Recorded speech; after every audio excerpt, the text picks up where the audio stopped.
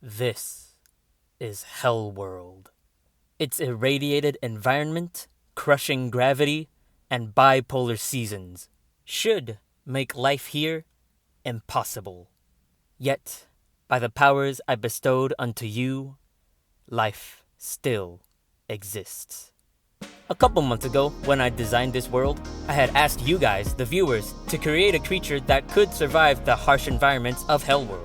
And my god, did you guys deliver. Y'all are certainly quite creative with these submissions. I also promised that A, every single submission would be posted on my website, which should be up by now, and B, my favorite submissions would be put in a video showcase, which is the video you're watching right now. There are only a handful of submissions that I have chosen to be in this video, but I cannot deny the effort you guys have put into these submissions. Some of you guys made like entire documents of stuff for your creature, way more than I had asked initially. Some of y'all made multiple entries, again, with their own descriptions and images. Again, all of your efforts are on the website. If you guys want to check it out, go to there. Link is in the description or on the video right now. And to commend all of your efforts, all of you guys, I'm gonna try my best to give you guys a little shout out in this video as well. Sort of like honorable mentions, alongside the actual entries that I have chosen. Okay, enough fooling around, let's get started. And I feel like the best creature to showcase first is the first entry. This is the Iron Fungus by JSVV. It grows on the ocean floor, where differences in temperature are less extreme, and it uses iron as its main energy source, due to the planet's high iron content. Yeah, so a lot of you guys figured out that I didn't do anything to Hellworld's oceans. They are a deep blood red, but that's mainly due to the planet's high concentration of iron, which many creatures have taken to their advantage. But aside from that, the oceans are pretty safe for life. I could have made that not the case. I could have made them like super acidic or salty or some way to make it anoxic. But in its current state, the waters are fine. Shout out to JSVV for seeing that first. I'm sure I made that pretty easy for you. But now we can move on to the next entry, which isn't a creature at all. Somehow, one of you guys managed to make Hellworld worse. This is I Am Dragon Lucha's version of Hellworld. Baal is a horrifyingly large rocky world, seemingly engineered to be as uninhabitable as possible, while still being habitable. This planet might seem like it's tidally locked, but it isn't. This giant, nearly 3.5 Earth radii world has a 91-degree axial tilt, and a rotation period of around 21 hours, so it has incredibly extreme seasons, only made worse by its giant rings, which, during autumn and spring, cast giant shadows on the planet below, cooling it down, which makes for longer winters and shorter summers. While this world has life, and thus a pretty large amount of oxygen in its 3.18 air pressure atmosphere, such life is primitive as it struggles to survive the extreme seasons of Baal. There is currently one permanent colony on Baal, of around 52 people. Don't worry about us leaving them there, because lifting off of this planet is nearly impossible due to its thick atmosphere and high gravity. They are doing alright, and signed up to research Baal's life forms. Speaking of, Baal's life is mostly bacterium, and at the largest, deep-sea fish, which thrive below both the giant, Earth-sized storm during the southern summer and under the meters-thick ice in the winter. So, if you couldn't tell by the image, it just looks like they beefed this place up by a lot.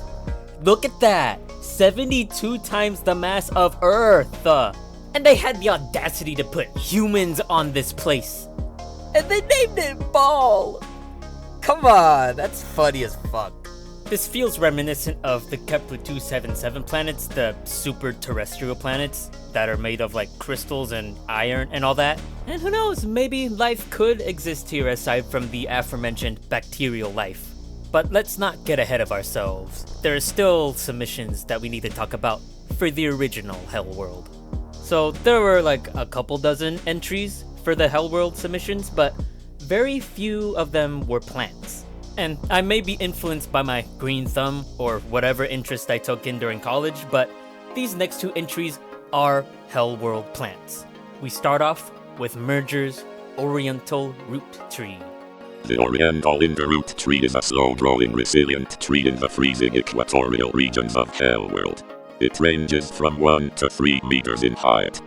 Its most iconic feature is its thick trunk to store water while keeping it from freezing and to keep it from toppling over. The oriental in the root has a fruit with little flesh and pockets of air so the fruit can collapse and spread seeds faster. Its namesake is because it grows in the eastern, oriental regions of Hellworld. Its roots intertwine with others to supply each other with nutrients and thank each other in the ground. I feel like I kind of screwed over everyone by having the ice belt there. I seriously thought that'd be like warmer. Oh well. There's a third one here. I haven't seen this one yet. Oh, I just like the art of it. Honestly. Wait, what? Why did you use a skeleton? Bruh.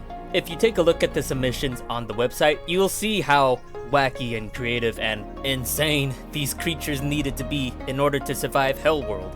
And I guess what resonated with me with the Oriental root tree is how relatively mundane it is. I could totally see this just surviving on Earth. I'll give an honorable mention to the Belize rock plant, made by I Love Paddle Streamers for being yet another multicellular plant. But the other plant that I wanted to highlight properly got here due to the effort they put into the visual department. The creator of this next submission went out of their way to learn how to 3D model in Blender for it. This is Meveron's Arctic Brisk. The Arctic brisk is a species of plant located within the northern mountains of Hellworld. Unlike normal plants found on Earth, the brisk is currently developing a new strategy to survive the long nights, that being kinetic energy, making it one of the only species to be considered a kinetotroph. The Arctic brisk starts growing in the spring, starting off as a kinetotroph and slowly transitions to a phototroph by summer. How it does this is by the activation of the kinetic leaves and starts germinating regular ones. As it grows throughout the year, it spreads its roots deep into the soil, going as much as 60 meters down to reach groundwater. The brisk now starts to grow its flowers and starts to keep track of sunlight. The brisk will also start to grow tubules to store energy, as preparation for the winter. As the star sets, pollination season begins. Hundreds of thousands to millions of pollen-like grains lift from the long, thin tendrils, hoping that at least one grain attaches to another tendril to complete pollination somewhere else. Time is starting to run out.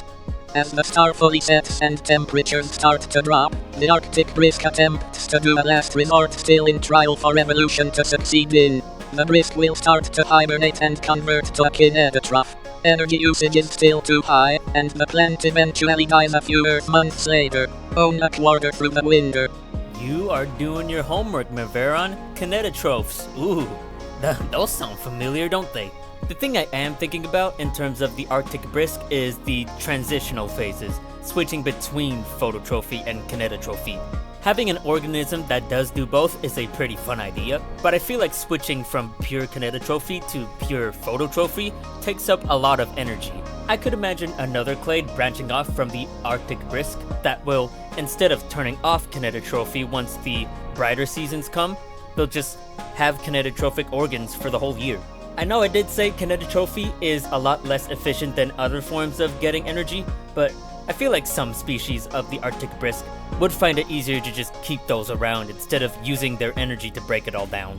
But anyways, shout out to you for learning Blender for this submission. Genuinely considered one of the more horrifying things that Hellworld has to offer. One of them, man. One of them. What the fuck is wrong with you? Huh?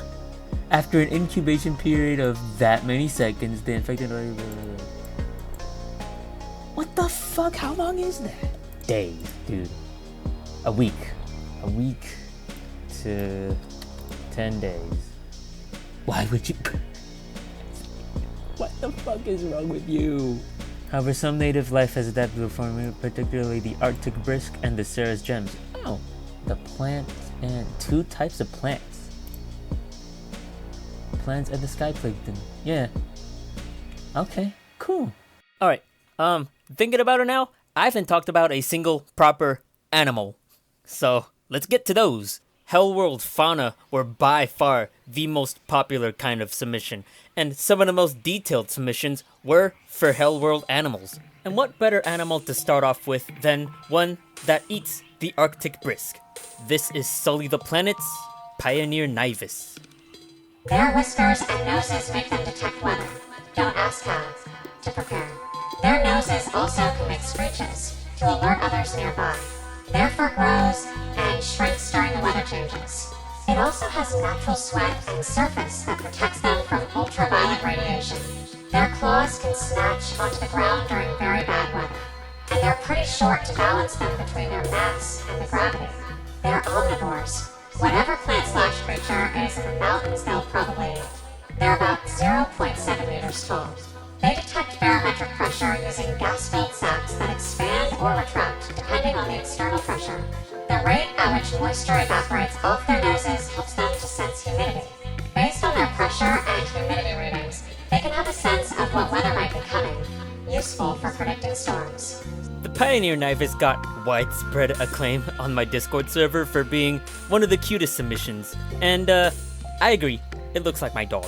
And for those of you who can't really visualize the 0.7 meter height, that's about the size of a pig, or again, a dog.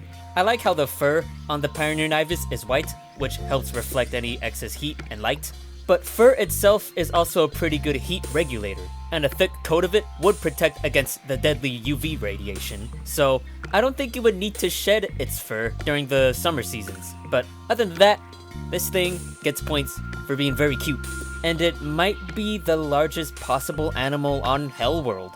Again, Hellworld has a stronger gravitational force than Jupiter. So, yeah, any animals here will be pretty small. Fur is just one way a species could protect itself against UV radiation, but arguably the simplest way is just covering yourself up with dirt. And I feel like that brings us nicely into our next animal. This is Daniel Banner's Scape Turtle. A lizard turtle is cannibal. Because of the high ultraviolet radiation, it has sharp claws to be able to dig into the ground. They usually create bases underground to do things like gather food or to sleep. They can hunt on the surface and water alike, but mostly underwater so they don't have to deal with the scorching temperatures of Hellworld. During more unstable climates, they can enter hibernation phase, which means they really only hunt during intermediate seasons. Quite the unassuming little guy at first, but some parts of the Scape Turtle are quite interesting to me. So, while thinking about Hellworld, you probably asked yourself a question about intelligent life on Hellworld. I even got someone to submit a sophont for Hellworld, but something akin to a human probably wouldn't arise on Hellworld. Maybe an intelligent species like humanity could only form on an Earth-like planet. And there are many different types of advanced, complex, intelligent creatures that may not be comparable to humans. Arguably, some of those exist on Earth.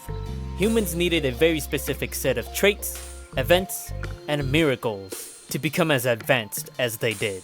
An alien environment like that of Hellworld could still be conducive to complex, intelligent life forms, but they may be just as incomprehensible and alien as their homeworld.